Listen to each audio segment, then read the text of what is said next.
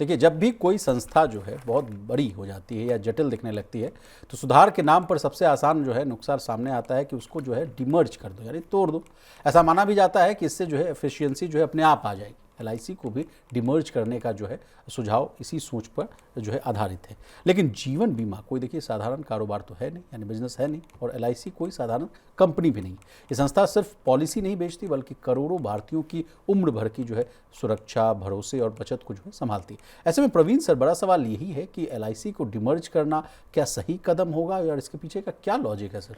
नहीं, देखिए, ये कुछ वक्त पहले ये प्रस्ताव सरकार के पास क्या, life and general insurance councils और इरडाई, इसके पास ये प्रस्ताव एक IIM कोझिकोड की एक रिपोर्ट आई है जिसमें इस प्रस्ताव को उनको दिया गया है। और कई बार तो ये भी खबरें आती थी सर कि सरकार चाहती है कि इसमें से अपनी हिस्सेदारी कुछ बेच दे। बिल्कुल, हिस्सेदारी बेचने का ऑप्शन सरकार के पास है और सरकार हो सकता है आगे उसमें बेचे भी। स्टेक सेल तो सरकार करेगी LIC में।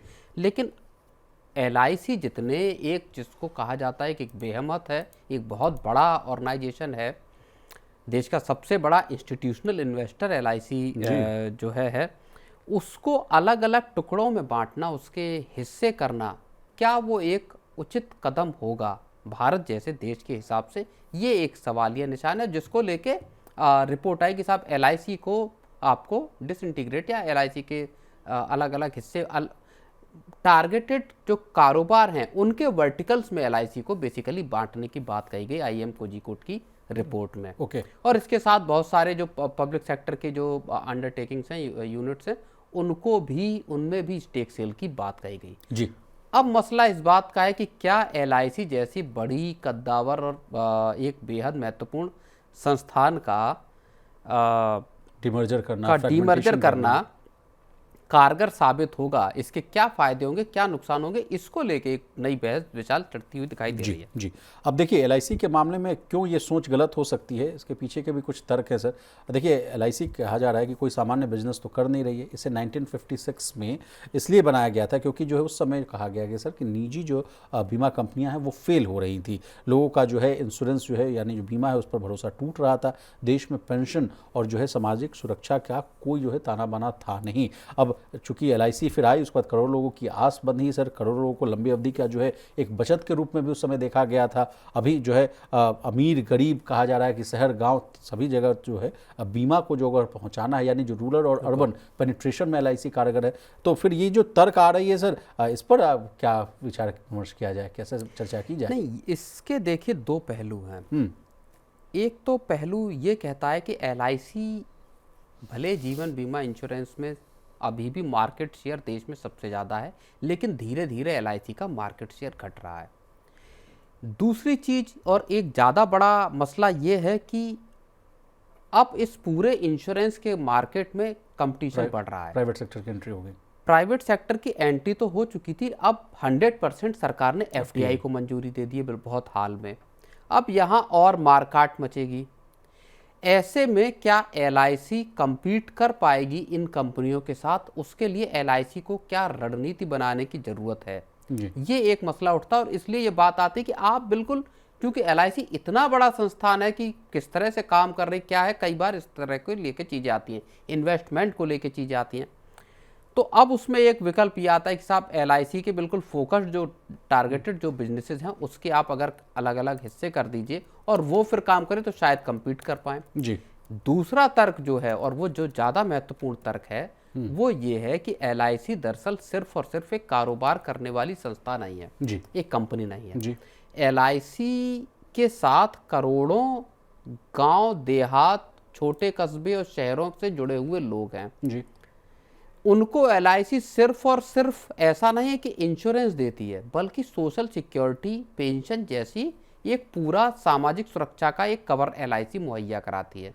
जिन लोगों की बैंकिंग सर्विसेज तक पहुंच नहीं है, जिनके पास दूसरे साधन नहीं है पैसा लगाने के, वो बरसों से LIC के जरिए अपना इन्वेस्टमेंट करते हैं। हम लोग ये कॉन्सेप्ट बहुत बाद में लोगों को बताने लगे कि साहब बीमा को अलग रखिए और इन्वेस्टमेंट को अलग रखिए, लेकिन अगर आप गांव देहात में जाकर बात करेंगे किसी भी व्यक्ति से, पॉलिसी, तो पहला सवाल जो कोई किसी व्यक्ति से पूछता है सेविंग के बारे में, वो ये पूछता है आपके पास LIC कितनी है, कितने रुपए की LIC है।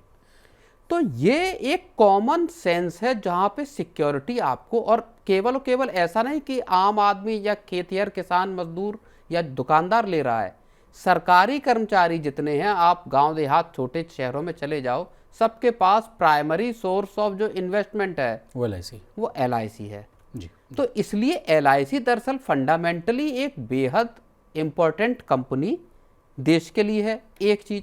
दूसरा और बहुत महत्वपूर्ण तर्क यह है कि LIC सरकार को एक तरह से लंबे वक्त का कैपिटल मुहैया कराती है। ओके। हाउस होल्ड सेविंग का जो बहुत बड़ा हिस्सा है वो LIC दरअसल मोबिलाइज करती है। नहीं सर, माफ़ी चाहूँगा, आपको रोक रहा हूँ। मैं FIIs और DIIs के आंकड़े डेली पढ़ता हूँ, मार्केट की चूंकि खबर होती है।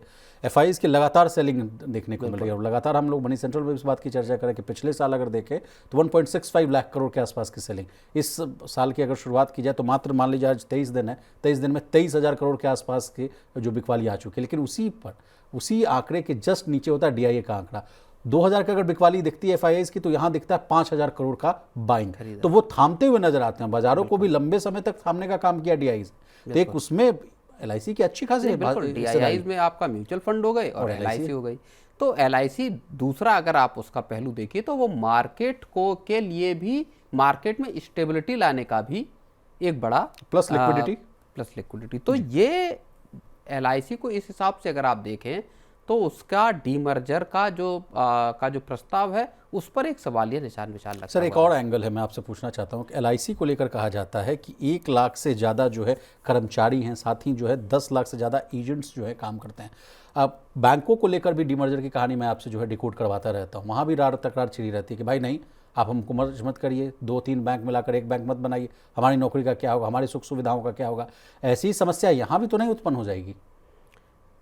देखिए, कर्मचारियों के जाहिर तौर पर कंसर्न इस चीज़ को लेके आ सकते हैं कि आप LIC को डीमर्जर करेंगे, अगर डीमर्ज करते हैं तो उनकी नौकरियों का क्या होगा, ये बहुत। और दूसरी बात ये है बड़ी समस्या कि आपकी जो डीमर्ज की हुई एंटिटीज़ हैं, मान लीजिए LIC को करके, क्या वो ज़्यादा बेहतर ऑपरेट कर पाएंगी या नहीं कर पाएंगी जी।